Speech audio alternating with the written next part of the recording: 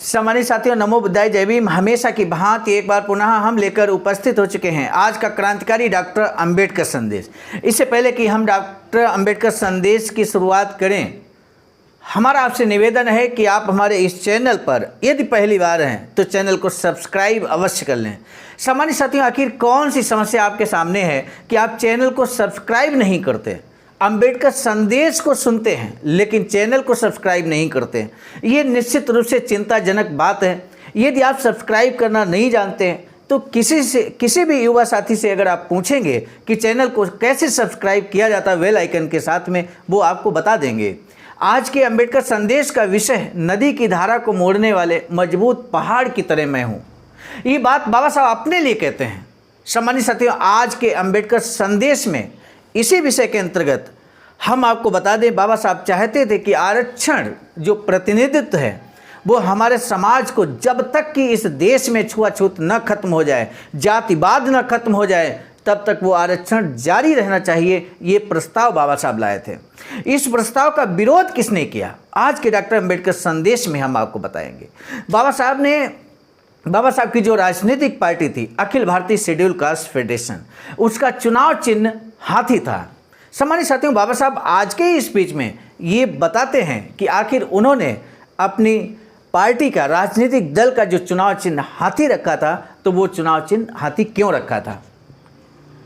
और वर्तमान में भी आप महसूस करते होंगे एक राष्ट्रीय राजनीतिक दल है इस देश के अंदर जिसका चुनाव चिन्ह हाथी है। और ऐसा माना जाता है, अधिकांश साथी ये मानते हैं, बहुजन समाज ये मानता है कि वो पार्टी, वो राजनीतिक दल बाबा साहब के पद चिन्हों पर चलने वाला राजनीतिक दल है। सम्मानित साथियों, आज इन महत्वपूर्ण प्रश्नों के जवाब अगर आप बाबा साहब के शब्दों में जानना चाहते हैं तो अंबेडकर संदेश अंत तक जरूर सुनें। अब हम आगे बढ़ेंगे। आज का डॉक्टर अंबेडकर संदेश हम लेकर उपस्थित ये हैं बाबा साहब डॉक्टर अंबेडकर संपूर्ण वाङ्मय खंड 40 से पेज नंबर यहाँ पर 215 से 218 तक।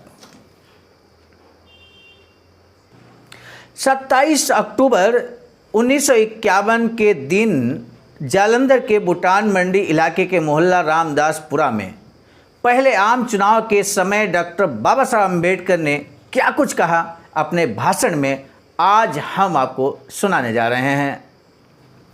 कल के डॉक्टर अंबेडकर संदेश को कंटिन्यू करते हुए हम आगे की बात आपको बताते हैं। बाबा साहब कहते हैं कि कांग्रेस हमें फूट ना डाले, इसके लिए शेड्यूल कास्ट फेडरेशन के लोगों को पहरा देना चाहिए। कांग्रेस के बड़बोले और अंट संट प्रचार के चक्कर में उन्हें नहीं आना चाहिए। जैसे कि वर्तमान में आपने देखा होगा संविधान बचाने की बात, इसी प्रकार आपको भगवान जिस हालत में रखे उसी में संतोष करने वाली मानसिकता का भी त्याग करना होगा।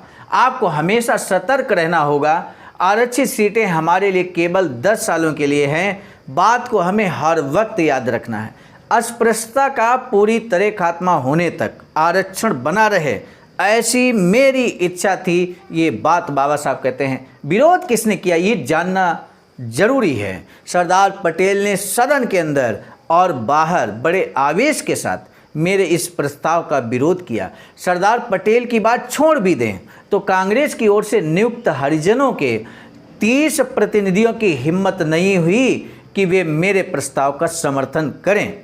सम्मानित साथियों, यहाँ पर आप महसूस कीजिए, ये जो हरिजन शब्द बाबा साहब ने यूज किया, ये हरिजन शब्द जनरली तौर पे बाबा साहब यूज नहीं करते थे, महात्मा गांधी यूज करते थे। और ये जो 30 प्रतिनिधि हैं जो अपने समाज से जाते हैं, जो कांग्रेस में जाकर यहाँ पर नियुक्त हैं, सदन के अंदर हैं, लेकिन वो प्रस्ताव का, बाबा साहब के प्रस्ताव का समर्थन नहीं करते। इसका मतलब समझिए, तो बाबा साहब यहाँ तंज कसते हुए उनको कांग्रेस के हरिजन कहते हैं। कांग्रेस के हरिजन, बात समझने की कोशिश कीजिए। जनरल भाषा में बाबा साहब कभी हरिजन शब्द यूज नहीं करते थे, अस्पृश्य शब्द यूज करते थे। कई बार दलित शब्द का भी यूज बाबा साहब ने किया है, लेकिन हरिजन शब्द का यूज नहीं किया है। ये कांग्रेस के हरिजन हैं, महात्मा गांधी के हरिजन हैं। इस बात को समझना। सरदार पटेल का पिछलग्गू कांग्रेस के भेदिए और क्या कर सकते हैं, चुनाव के टिकट के खूंटे से बंधे थे। इन मौका परस्त और सत्ता के लालची लोगों से हम और कोई उम्मीद नहीं कर सकते। आरक्षण केवल 10 सालों तक ही रहेगा। इन 10 सालों के बाद हम क्या करने वाले हैं, अगर हमारे पास अगर मजबूत संगठन नहीं होगा तो देश की राजनीति में हमारा कोई स्थान नहीं रहेगा। ये बात बाबा साहब कहते हैं। बाबा साहब कहते हैं कि अछूत अगर एक जाति में संगठित हो पाए तो हम राजनीति में कोई स्थान प्राप्त कर सकते हैं। अपने संगठन को मजबूत और एकजुट करने के लिए हमें 10 सालों तक इंतजार नहीं करना चाहिए। हमें अभी से संगठन को मजबूत करना होगा, कल और परसों से भी नहीं, आज से ही। इन 10 सालों में अगर अपना संगठन मजबूत कर खड़ा नहीं कर सके, उसे सक्रिय नहीं कर सके, तो 10 सालों के बाद मनुस्मृति राज्य स्वीकारने का दुर्भाग्य हमारे हिस्से में लिखा जाएगा। कितनी बड़ी घोषणा यहाँ भविष्यवाणी बाबा साहब ने कर दी। अगर आप संगठित होंगे तो आपका आरक्षण कभी नहीं खत्म होगा। आप संगठित नहीं रहेंगे, आपका संगठन तार तार रहेगा, गुटों में बटा रहेगा, तो आपका जो आरक्षण का अधिकार बाबा साहब कहते हैं हमने दिलाया है, वो आरक्षण छिन जाएगा और मनुस्मृति राज आपको स्वीकारना पड़ेगा। गुलामी में एक बार पुनः अपने आप को झोंकना पड़ेगा। हमारे पास ऐसा संगठन पहले से है, फेडरेशन ही हमारा संगठन है, हमें बस उसे मजबूत करना होगा। पेड़ पहले से रोपा गया है, हमें केवल उसमें पानी देकर देखभाल करनी है। चुनाव आयोग द्वारा हमारे फेडरेशन को अखिल भारतीय संगठन के रूप में मान्यता मिली हुई है। हमें नया घर नहीं बनाना है, घर पहले से है। सम्मानित साथियों, वर्तमान परिदृश्य में आपका राजनीतिक संगठन है, राजनीतिक दल है, और ऐसे में कोई नया संगठन, नया घर आपको नहीं बनाना। जब आपका एक मजबूत घर पहले से ही है तो आपको नया घर बनाने की आवश्यकता नहीं है, बल्कि अपने पुराने घर को ही मजबूत करने की आवश्यकता है। इस बात के संकेत को समझिए। ये बात बाबा साहब कहते हैं हमें बस इतना ही करना होगा कि उस घर को हमें व्यवस्थित तरीके से अच्छी हालत में रखना होगा। अभी से अगर हम जोरदार कोशिश नहीं करेंगे तो संतोष कर बैठे रहे तो हो सकता है ऐसे हालात का सामना करना पड़े कि जिसमें बेघर होकर हमें दर दर की ठोकरें खानी पड़े, हर तरह का अपमान सहना पड़े, अन्याय अत्याचार सहने पड़े। वेदों के ज़माने से जिस पंगुत्व का हम शिकार हो रहे थे, उसी के हम फिर शिकार हो जाएंगे।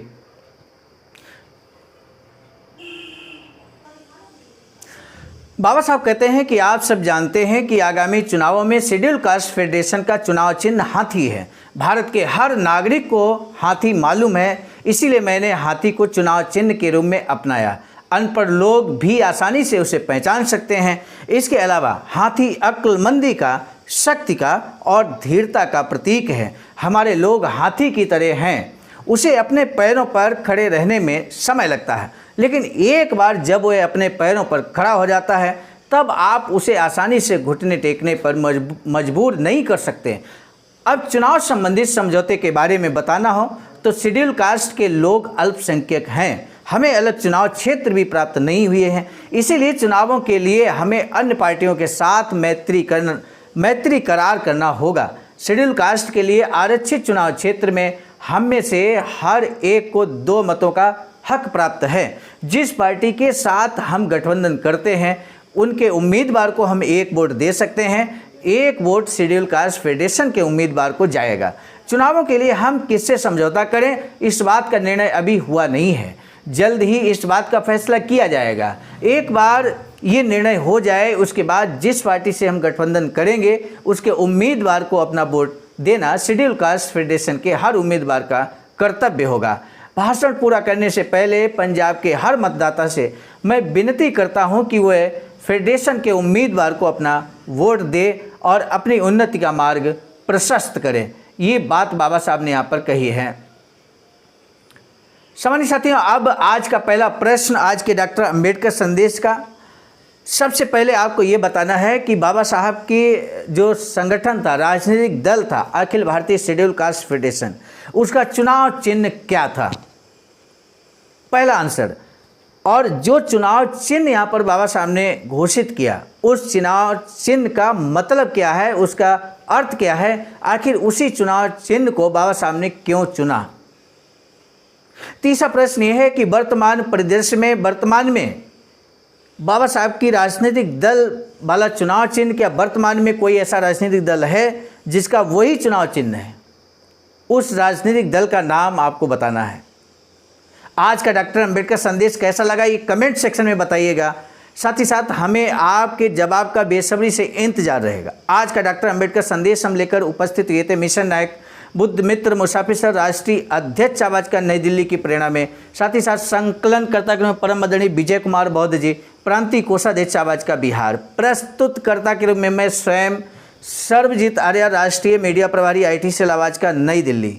मिलेंगे नए डॉक्टर अंबेडकर संदेश में, तब तक दीजिए इजाजत। आप सभी को सादर नमो बुद्धाय, जय भीम। लाइक लगाए, कमेंट जरूर करना।